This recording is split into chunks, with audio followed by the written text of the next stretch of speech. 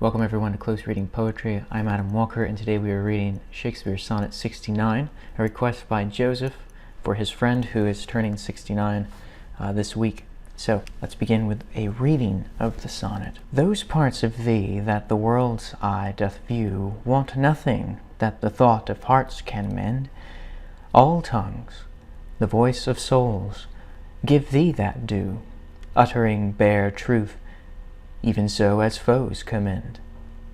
Thy outward thus with outward praise is crowned, but those same tongues that give thee so thine own, in other accents do this praise confound, by seeing farther than the eye hath shown.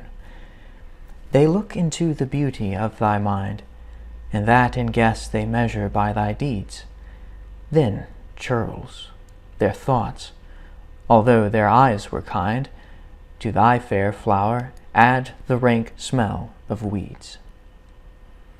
But why thy odor matcheth not thy show, the soil is this, that thou dost common grow. Like many of Shakespeare's sonnets, this one negotiates inner self and the outer self, between the public self and the private self. And oftentimes this is a confession of the speaker himself, but this time he's actually picking up on that division within the beloved, the subject of this poem. Those parts of thee that the world's eye doth view. Already the division is implicit. There's part, so there must be whole, and the whole is that which is subterranean, not apparent to the eye. So those parts of thee that the world's eye doth view want nothing. So there's nothing lacking in the purely visual personhood of this person. What is in the world's eye? Want nothing that the thought of hearts can mend. This is an interesting phrase. I think the thought of hearts, the idea that the interior judgment, any kind of praise, any kind of affection or warm feeling that would cover over a multitude of sins is unneeded.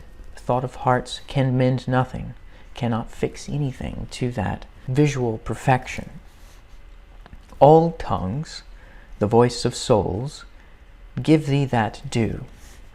So it's interesting, this synecdoche, all tongues or all people speaking, also is a part of the body, and it's this division that's already present within the first line that is then teased out throughout the poem.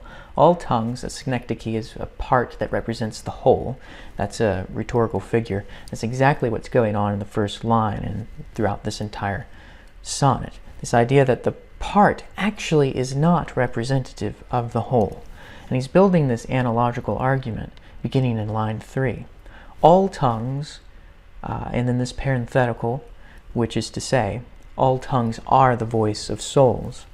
Give thee that due. In this parenthetical, this reading of tongues as the voice of souls, that the body gives voice to the soul, is already setting up that clear division between what is experienced by the body through sight and sound and what the reality really is.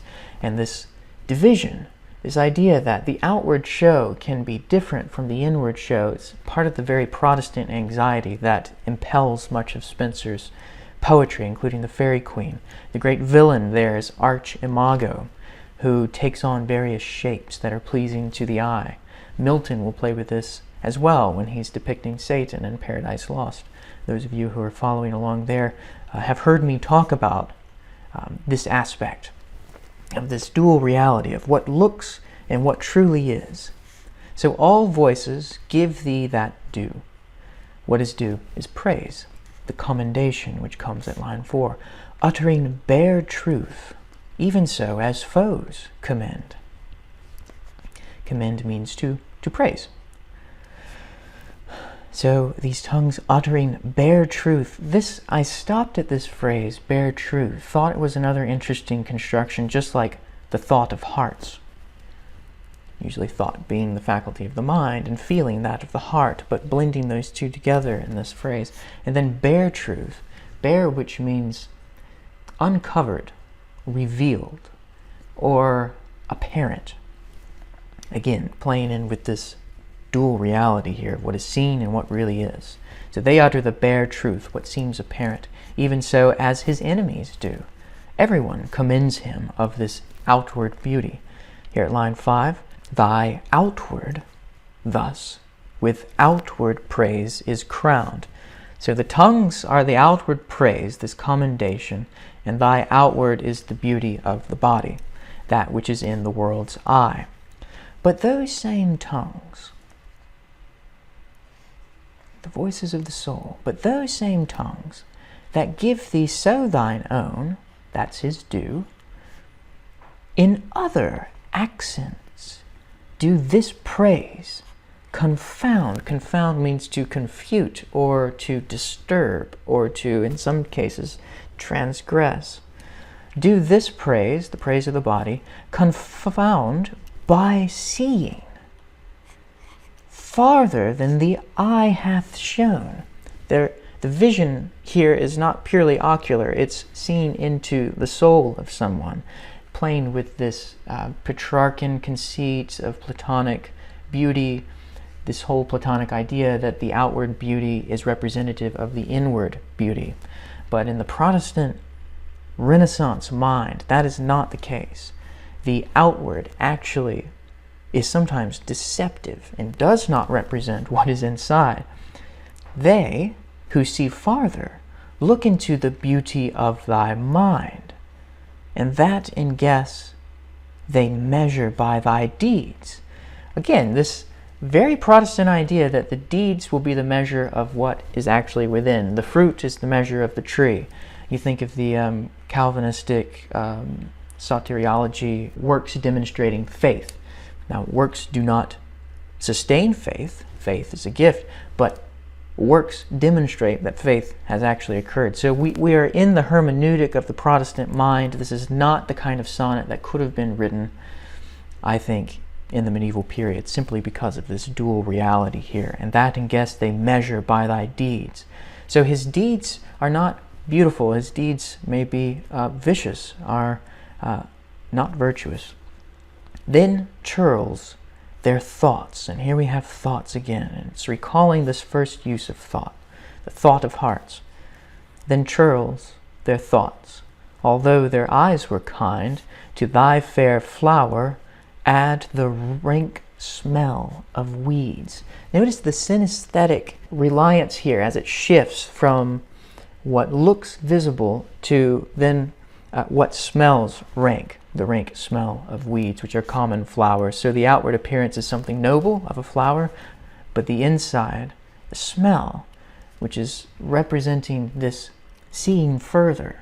So he can separate the two senses of what is seen and what is smelled of weeds.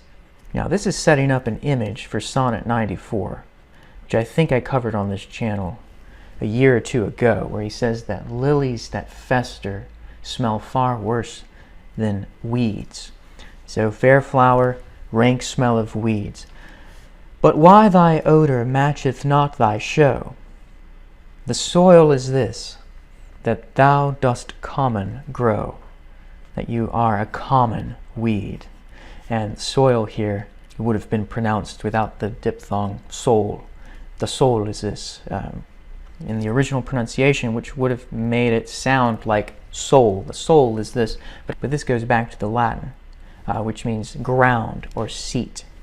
The root of it is this, that thou dost common grow. But of course the English soil, which both means ground, and comes from that Latin seat, is playing into the metaphor of the flower, representing the outward show and the smell of weeds, that he truly is common. And so this is one of the insulting sonnets in Shakespeare's sequence. And again, it's laying the groundwork, pardon the pun, for later sonnets. And it's tapping into the imagery established very early on, in fact, with the first sonnet, from fairest creatures we desire increase, that thereby beauty's rose might never die. So the beauty's rose, or the flower, is important throughout this entire sequence. And what's fun is to trace a certain image throughout the entire sequence and see how it changes, see how the speaker shifts it and applies it in different ways. That's something you can do maybe on your own time. So here's a beautiful sonnet, again, tapping into some of the themes that were already established there. Happy birthday to Joseph's friend, and thanks for watching.